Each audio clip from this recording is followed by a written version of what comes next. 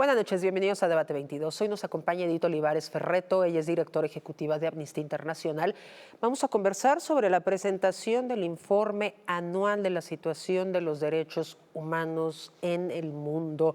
El informe de Amnistía Internacional analiza la situación de los derechos humanos en 2022 en 156 países y hace un llamado a la acción inmediato. La situación no es nada buena a nivel mundial. Edith, gracias. Buenas noches. Muy buenas noches, Kimberly. Buenas noches también a toda tu audiencia. En efecto, acabamos de publicar, el 24 de abril fue el lanzamiento global del informe de Amnistía Internacional de la situación de los derechos humanos en el mundo durante el año 2023 y un pedacito 2024.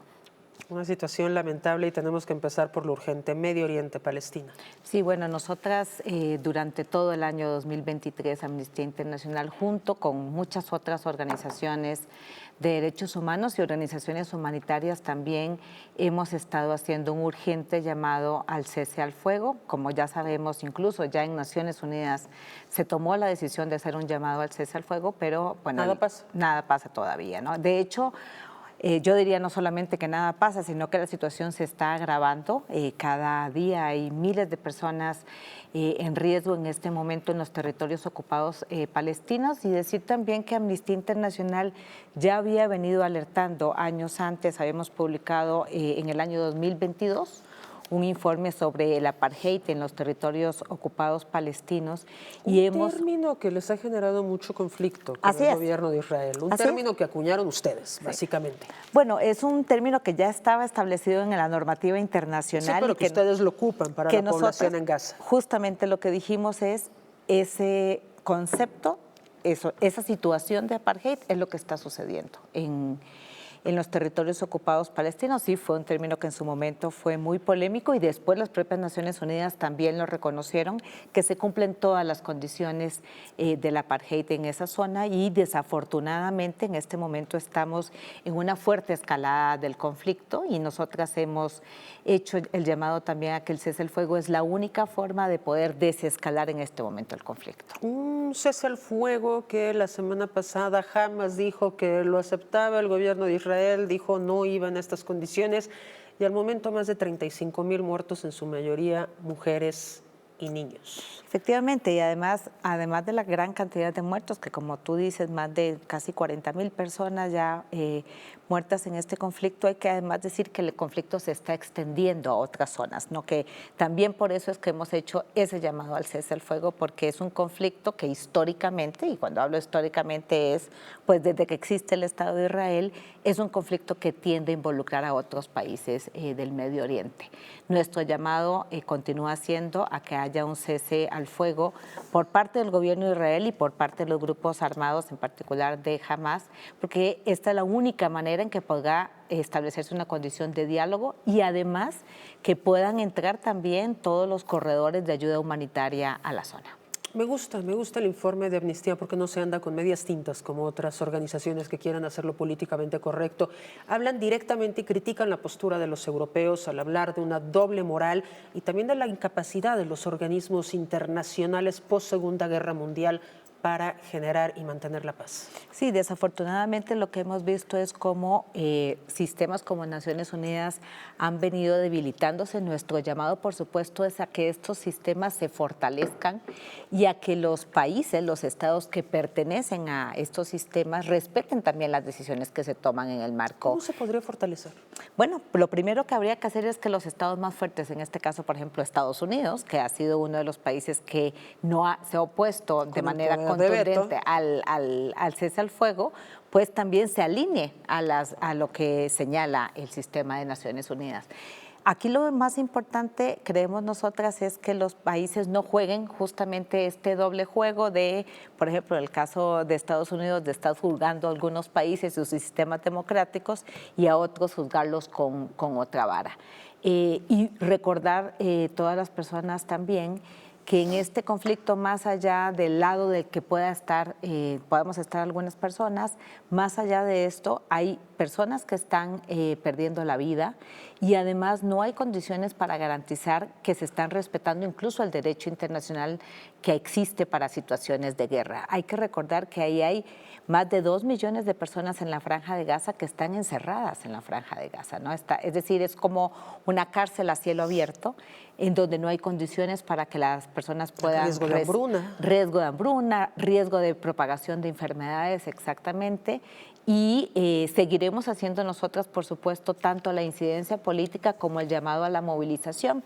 También aprovecho, por supuesto, para acompañar solidariamente a los estudiantes que en diferentes lugares del mundo están saliendo a protestar exigiendo al cese al fuego.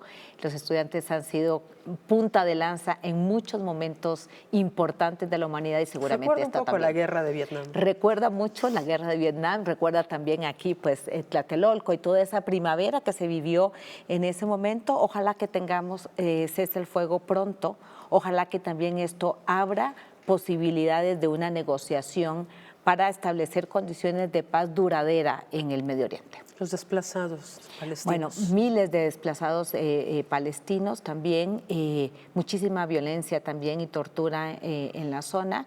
Insisto en que tal vez lo que nos cuesta un poco entender es que es una zona muy amplia, pero donde la gente sí está encerrada. Entonces no tiene a dónde huir, ¿no?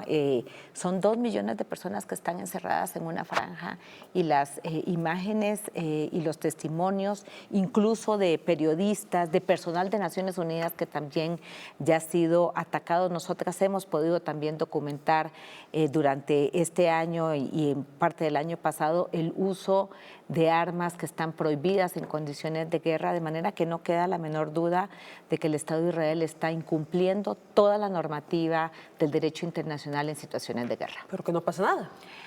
Bueno, van pasando cosas, yo diría que van pasando cosas. Digamos que el hecho de que en Naciones Unidas, en el Consejo de Naciones Unidas haya declarado el cese al fuego no es menor. Fue un asunto complicado a finales del año pasado. Lo que sí ahora es necesario es que todos los estados acepten el cese al fuego y que el Estado de Israel pues no aproveche tampoco esta coyuntura para desatar tampoco otros conflictos en el Medio Oriente. Un conflicto que no es menor, pero que ha tomado otra visibilidad por el tema de Palestina, Rusia y Ucrania. Efectivamente, nosotras también en el informe, parte de lo que señalamos es, digamos, el informe así empieza diciendo 2023 fue un año en donde estallaron nuevos conflictos después del periodo de pandemia en que había habido como una concentración en otros temas. Hemos visto 2 conflictos muy fuertes en donde hay muchísimas personas civiles en riesgo y en donde están irrespetándose los derechos, y donde estados que en el periodo de la Guerra Fría habíamos visto que eran estados que también se brincaban las reglas, son los mismos que otra vez están brincándose las guerras, ¿no? Rusia y Estados Unidos, y en este caso el Estado de Israel, y por lo tanto nosotras también hacemos un llamado, en este caso al gobierno de Rusia, también a detener la invasión sobre Ucrania. Es un conflicto que ya lleva también mucho tiempo, y un llamado a la comunidad internacional, en este caso sobre todo a la comunidad, en el caso en Europa, para tener una presión mucho más fuerte y no permitir que este conflicto se posponga. Y además sabemos que el gobierno de Rusia también ejerce sus propias violaciones a derechos humanos al interno del país, ¿no? O sea, Rusia es un país que se ha destacado desafortunadamente por múltiples violaciones a derechos humanos también. Y bueno, el informe también señala que cada vez menos personas viven en una sociedad democrática y que están más en regímenes autoritarios. Sí, una de nuestras principales preocupaciones, y aquí tal vez vuelvo un poco a lo que el informe señala sobre México, es un proceso que estamos viviendo a nivel global y particularmente en la región de las Américas, de cierre del espacio cívico. El espacio cívico es ese espacio que tenemos, digamos, las personas, las organizaciones, para dialogar con el Estado. Y el caso mexicano creo que muestra muy claramente cómo de diferentes formas los estados, las autoridades empiezan a cerrar el espacio cívico. En México lo estamos viendo a través de la negativa, digamos, de las autoridades a sentarse a negociar, a conversar, a escuchar a organizaciones, a víctimas de violaciones a derechos humanos. En el caso de México, creo que de los casos más lamentables y llamativos es el de las familias de personas desaparecidas, ¿no?, que están prácticamente rogándole a las autoridades que las atiendan, pero también lo vemos con los ataques que se viven a la prensa, tanto en el orden de la narrativa como en la vulneración de sus derechos, asesinatos de periodistas y una narrativa que, digamos, demoniza a toda forma de disidencia, ¿no? Todas que se oponen a una decisión de gobierno somos, por ejemplo, en este gobierno en particular, prácticamente acusados de fifís conservadores, neoconservadores o como parte de una oposición cuando estamos ejerciendo nuestro derecho a la libertad de expresión. En el apartado de México persisten graves problemas en la protección de los derechos de las mujeres, ya que aunque se mejoró, por ejemplo, ciertos temas como el acceso al aborto, los casos de violencia sexual y feminicidios tuvieron un promedio de 9 mujeres asesinadas al día. Hablemos del tema de las mujeres. Sí, bueno, en México el tema de la violencia contra las mujeres no cede. Yo cuando presentábamos el informe, lo primero que recordaba es que en este país se violan derechos humanos todos los días. Todos los días desaparecen personas, todos los días son asesinadas al menos 9 mujeres y niñas. Y a la parte, digamos, del incremento de los feminicidios, hay que recordar que la impunidad no cede. Es decir, este es un país con una grave herida que se refiere sobre todo a la impunidad, y detrás de la impunidad están fiscalías, policías, centros de justicia para las mujeres que no funcionan adecuadamente. Pero además de eso, lo que estamos viendo es que en el país se incrementa la protesta feminista. Desde el año 2020 hemos visto cómo las mujeres cada vez más hemos salido a las calles y desafortunadamente con esa salida masiva de protestas a las calles estamos también viendo un aumento de la represión en la protesta de mujeres. Nosotros publicamos un informe en Amnistía Internacional en el 2021 que se llama La Era de las Mujeres, en donde documentamos represión en protestas feministas, uso excesivo de la fuerza, detenciones arbitrarias y violencia sexual a manifestantes. Y este 8 de marzo volvimos a ver, al menos en 10 entidades federativas, esas mismas violaciones a derechos humanos. De manera que también cuando las mujeres salimos a protestar para exigirle al Estado lo que es su deber, también recibimos más violencia de parte del Estado. Nos acompaña Edith Olivares de Amnistía Internacional. Vamos a hacer una pausa, pero ya volvemos. Está en Debate 22.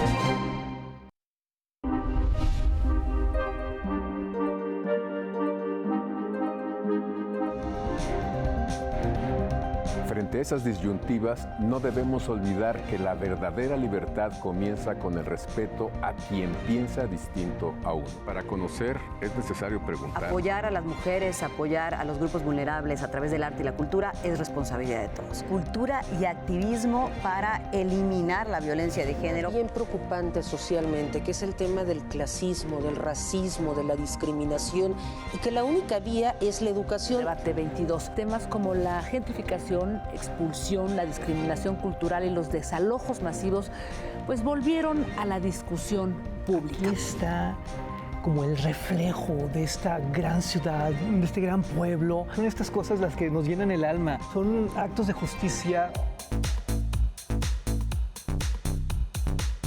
Por si las moscas, vamos a hablar del Festival Internacional por la Diversidad Sexual, que este año cumple su edición número 36, 15 años del Museo Universitario de Arte Contemporáneo, y me acompaña para eso su directora Amanda de la Garza. Vamos a hablar del más reciente libro del escritor Juan Villoro, me refiero a La Figura del Mundo.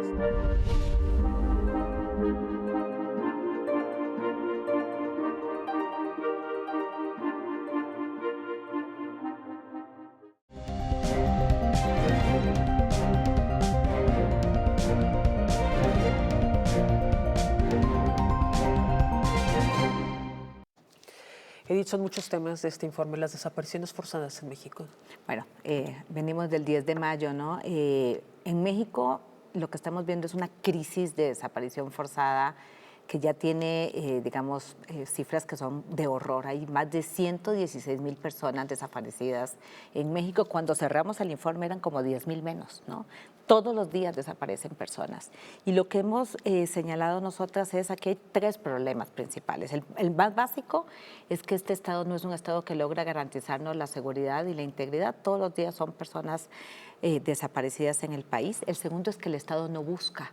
Aquí son las propias familias las que buscan a sus familiares desaparecidos. Nos hemos acostumbrado a eso, como si eso fuera normal, pero es el Estado es quien debería estar buscando a las personas desaparecidas. Y hay que recordar que cuando decimos que son las familias con sus herramientas, con sus conocimientos, con sus manos, que ubican las fosas clandestinas, que identifican a las personas desaparecidas, que se mueven alrededor del país.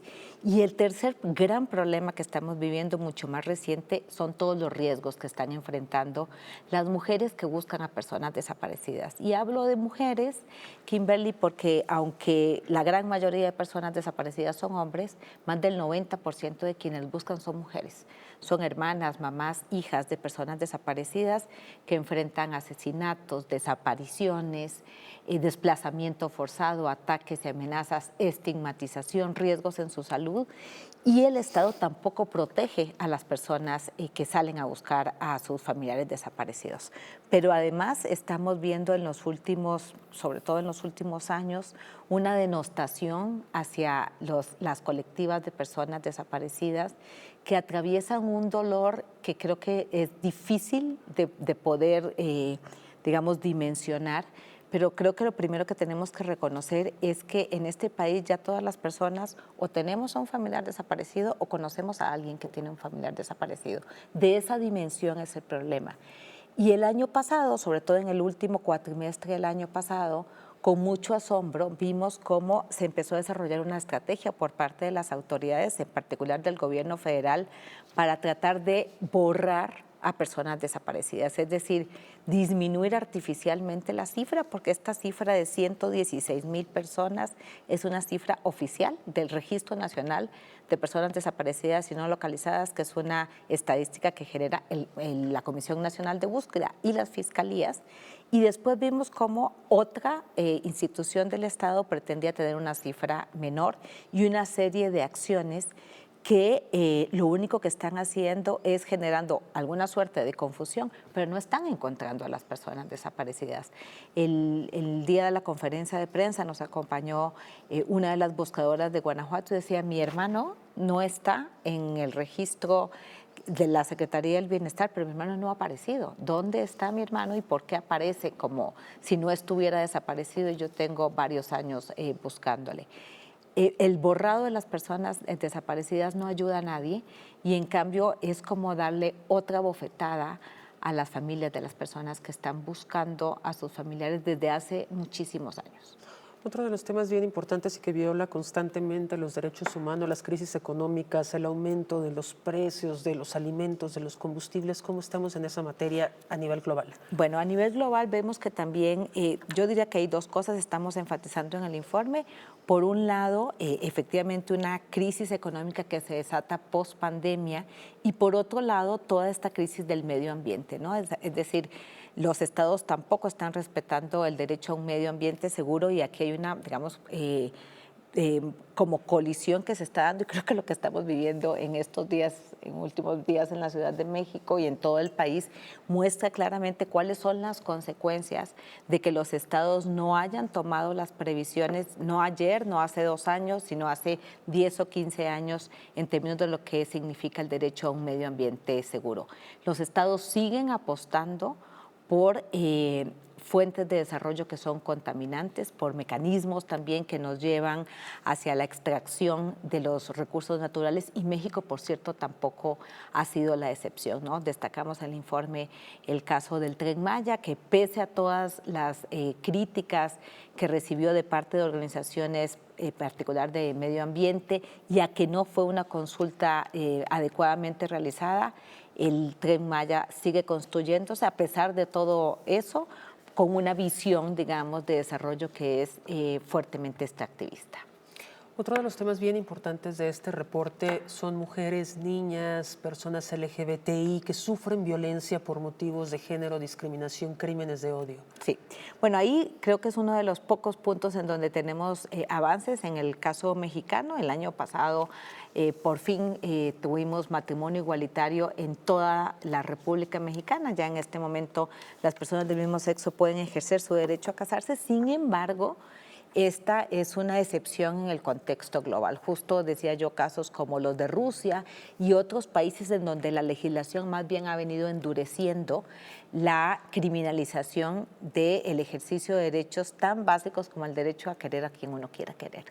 Increíblemente, ¿no? Así es, así es. Y hace pocos días se criminalizaba más duramente en Rusia. Así es, en Rusia y el Medio Oriente son de las zonas en donde vemos estos temas con mayor gravedad. También hay que decir que en el caso mexicano pues tenemos avances en la legislación, pero México sigue siendo también uno de los países más riesgosos, sobre todo para las personas trans. Es uno de los 2 países con más crímenes de odio de la región. La incitación al odio y otros contenidos nocivos en Internet contra algunos grupos radicalizados ha aumentado.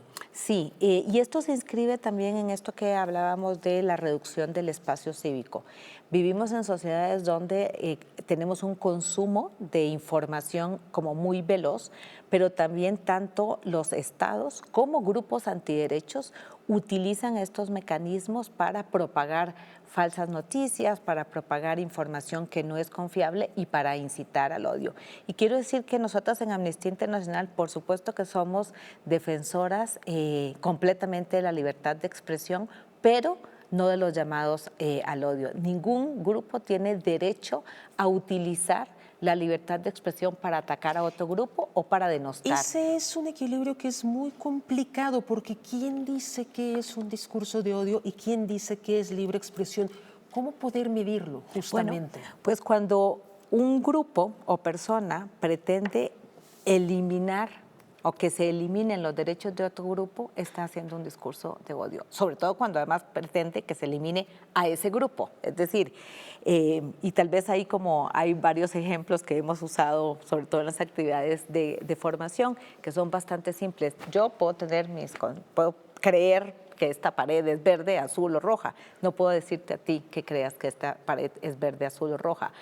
Puedes tú decir que roja, sí, lo que no puedes es decir todos los que crean que la pared es de 3 colores hay que desaparecerlos, o hay que encarcelarlos, o hay que matarlos, o no pueden hablar las personas que piensen que esta pared es verde, azul y roja. Y creo que ahí está la diferencia fundamental. La diferencia fundamental está en cuando justamente hay grupos, y hablo sobre todo de los grupos antiderechos y de algunos estados con tintes autoritarios que pretenden socavar a quienes piensan diferente. ¿Qué pasa entonces con la creación de líderes que responden a lo políticamente incorrecto y que arrasan con masas? El caso de Donald Trump, el caso de Javier Milei. Claro, y en el informe lo alertamos cómo se está viendo a nivel global el ascenso de líderes efectivamente en diferentes regiones del mundo, y aquí yo quisiera concentrarme un poco en lo que está pasando en las Américas, porque tenemos varios países, Estados Unidos, El Salvador, Nicaragua, más allá también Argentina, en algunas ocasiones también Venezuela. Hemos tenido diferentes líderes en la región que enardecen, digamos, un poco enalteciendo estos discursos de odio. Y hay un riesgo muy fuerte de cuando estos líderes toman tanta fuerza, porque no solucionan los problemas de fondo, pero en cambio, digamos, impulsan muchas políticas que van contra los derechos humanos. Digo, por ejemplo, el caso, para hablar de otro caso, el caso de El Salvador, en donde hay un endurecimiento y una violación abierta incluso a la legislación electoral.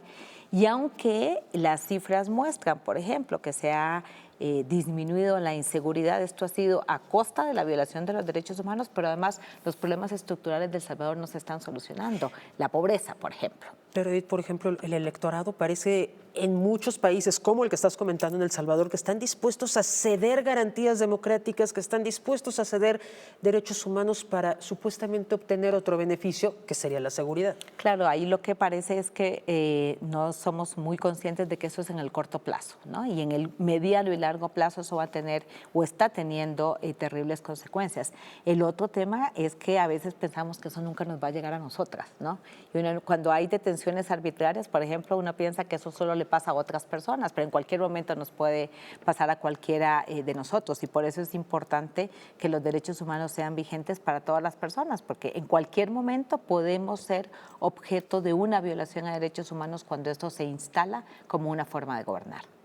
El tema de los avances en el ámbito de inteligencia artificial que se utilizan ya para restringir libertades, para violar derechos humanos, ¿cómo estamos en esa materia? Sí, ahí nosotras desde Amnistía Internacional hemos alertado muchísimo de cómo se están utilizando las nuevas tecnologías y algunas que no son tan nuevas para restricción de derechos, en particular, por ejemplo, el espionaje. Y ahí también tenemos casos, desafortunadamente, en México, de un malware como Pegasus, con el que fueron infectados no solamente políticos, sino periodistas y otros grupos, incluso de organizaciones de la sociedad civil.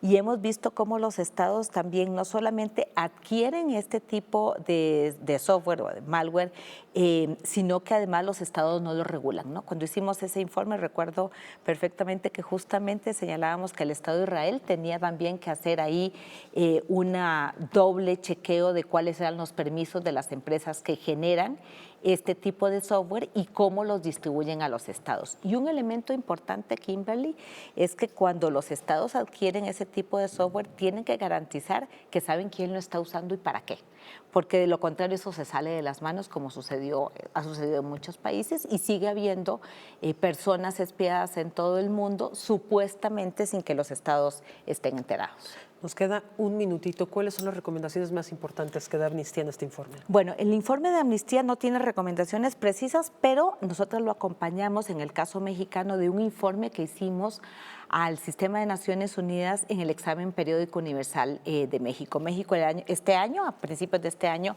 presentó su examen periódico universal, se llama el EPU, que es un examen que presenta al Consejo de Derechos Humanos de Naciones Unidas, y nos dio mucho gusto que más de 100 estados acogieron las recomendaciones que hicimos más de 300 organizaciones de la sociedad civil. Y ahora en mayo, justamente este mes, el Estado mexicano debe dar respuesta y decir cuáles recomendaciones va a acatar y cuáles no, de cuáles se va a reservar. Y realmente ese informe es una ruta para los próximos 6 años en que el Estado mexicano tendrá que ir dando cumplimiento a esas recomendaciones. Nos dio mucho gusto que una de las que se rescatan son las que tienen que ver con violencia contra las mujeres, sobre el tema de militarización, sobre el tema de periodistas y espionaje, de manera que ya hay una ruta trazada y esperamos que el gobierno mexicano siga esa ruta y mejoremos las condiciones de vida para todos, todas y todas. Edith Olivares, directora ejecutiva de Amnistía Internacional, gracias por estar con nosotros y presentarnos este Muchísimas informe. gracias. Gracias y muy buenas noches.